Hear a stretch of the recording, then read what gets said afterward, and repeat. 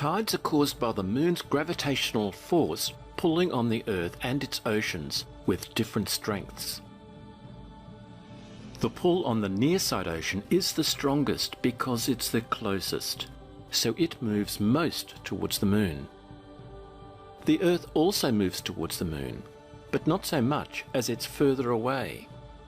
Finally, the far-side ocean moves towards the moon least because it's farthest from the moon.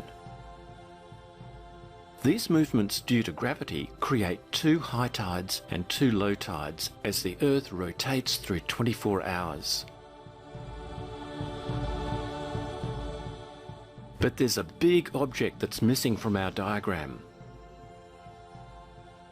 If we back up, we can also see the Sun and how it lights up both the Earth and the Moon into their day and night sides. We'll turn off the stars to make it clearer. When the Moon is right in front of the Sun, it's invisible to us because we can only see its dark night side. This is the new Moon position.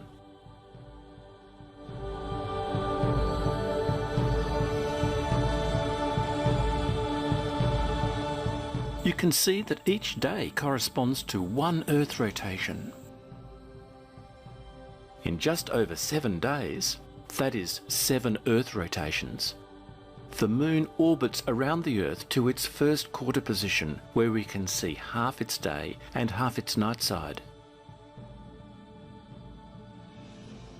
After another 7 days or so, the Moon orbits to the opposite side of the Earth to the Sun, and we can see its full day side. This is the full Moon.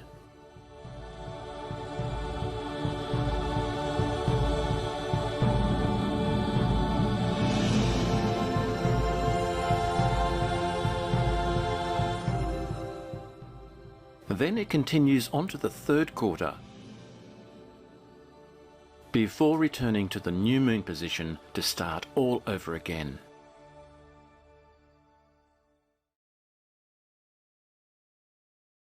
Does the Sun also pull on the oceans and make them bulge like the Moon does? Yes, everything causes gravity, and the more massive the object, the stronger it is. But this diagram isn't to scale, and the Sun's much further away than the Moon, reducing its tidal effect to about half that of the Moon's. But this is important when the Sun and Moon line up so their gravitational attractions combine to make super tides. This happens at the new Moon, making the high tides higher and the low tides lower. This extreme tide is called a spring tide. But when the Moon goes into the first quarter, the gravities pull in different directions, and the Sun actually takes away from the Moon's tidal effect. The high tides are not so high and the low tides are not so low. This more moderate tide is called a neap tide. At the full Moon, the Moon and Sun's gravities line up again, so we get another spring tide.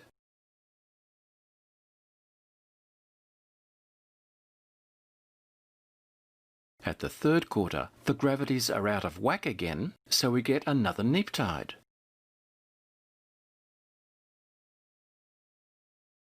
Then back at the new Moon position, the Moon's gravity combines with the Sun's to start over again with another spring tide. Each month, the Earth spins almost 30 times, so we get nearly 60 high tides and 60 low tides. Of these, 2 are spring tides and 2 are neap tides.